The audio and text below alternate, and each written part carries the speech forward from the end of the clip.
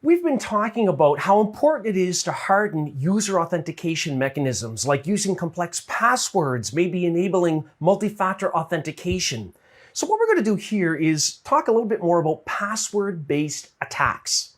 So one common type of password attack is either an online or an offline attack, whether we're doing it live or whether we have credentials and we're cracking it offline. So we can use many tools to perform online and offline password attacks. Tools like John the Ripper, Cain and Abel, Hydra.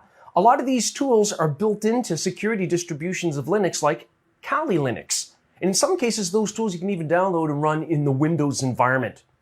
Now, a dictionary password attack means that we have a dictionary file or a collection of files that have common passwords or passphrases, maybe medical, legal terms, different languages. The idea is we have a huge list of potential passwords that we're going to blast against a user account to see if we get a hit.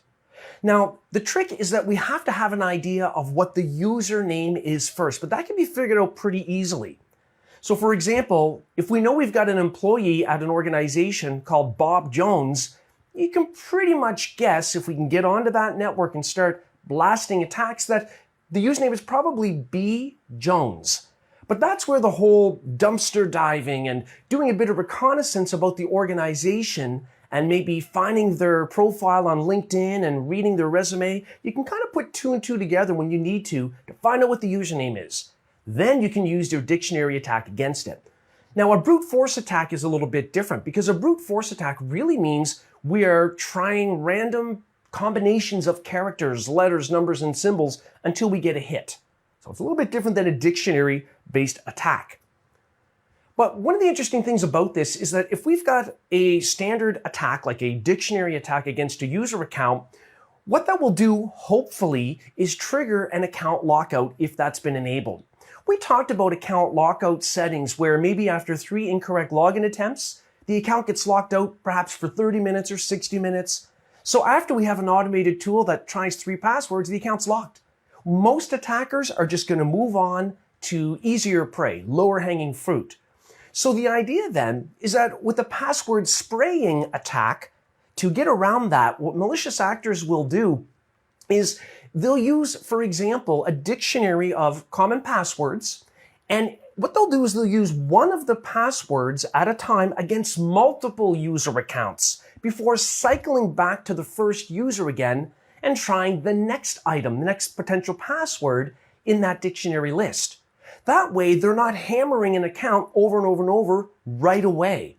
So it's kind of a slowed down attack, but it's spread out against multiple users. So attackers will do this. This is called password spraying. So it's slower, but it can also be more effective when account lockout settings are enabled. So what we need to do then to really have fun with this, we need to see it in action. So what we're going to be doing is we're going to be basically running a dictionary attack against a Windows server. And this Windows server has a public IP address that is exposed to the internet. And we've talked about how terrible that is from a security perspective. But for what we're doing, it'll be a great example of why not to do it. So the first thing I'd like to do is go into Kali Linux. And the reason for that is because we can use some standard tools like a malicious user would use to learn about what hosts are on the network and if they're vulnerable or not. So for example, let's say I run ping against the public IP address, which I've already got here, of my server. So we know that ping will try to get a response. It'll try to get an echo reply. But is it really reliable these days, out on the internet especially? No, because ICMP traffic is usually blocked. So ping is giving us no joy. That's fine. Doesn't mean it's not there. Not at all. So what we're going to do at this point is run Nmap. You might remember that we ran that the other day. Nmap is a network mapper. It allows you, depending on the command line parameters you pass it, to discover hosts on the network and running services. So my command here is nmap -P n. That will allow me to make sure that even if there's a firewall enabled on that host, we can still try to probe for open listening ports.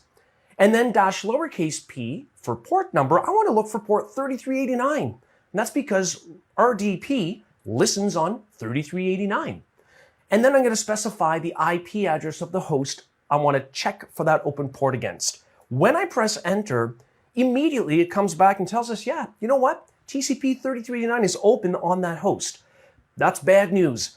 That was so easy to do. You can imagine how malicious actors automate this and scour the internet looking for the same thing I just did. It takes seconds. So that's why we don't want to expose things to the internet when we don't have to, and we absolutely need complex passwords and multi-factor authentication. Now, let's see how we might break into that. Okay, so we know who we're targeting. That's the key.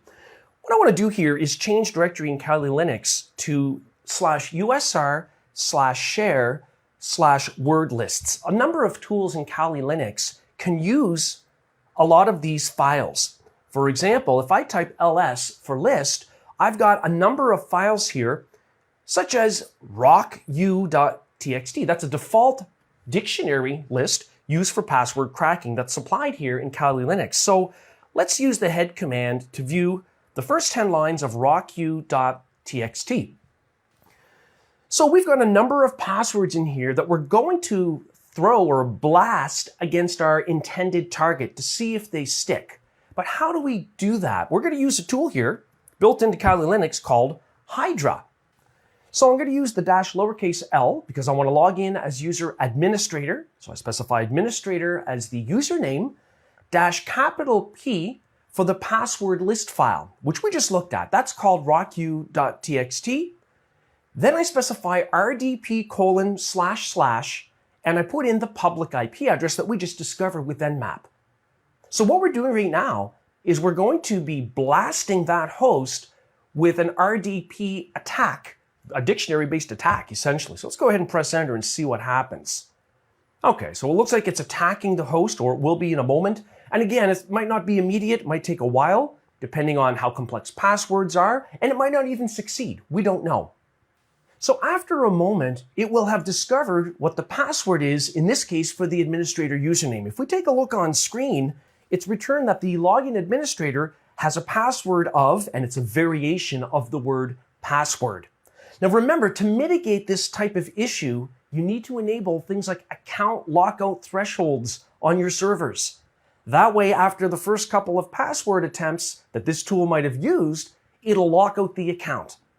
So something simple like that, along with complex passwords, multi-factor authentication, these are not difficult items to implement, and they go a long way in securing your hosts from dictionary-based password attacks.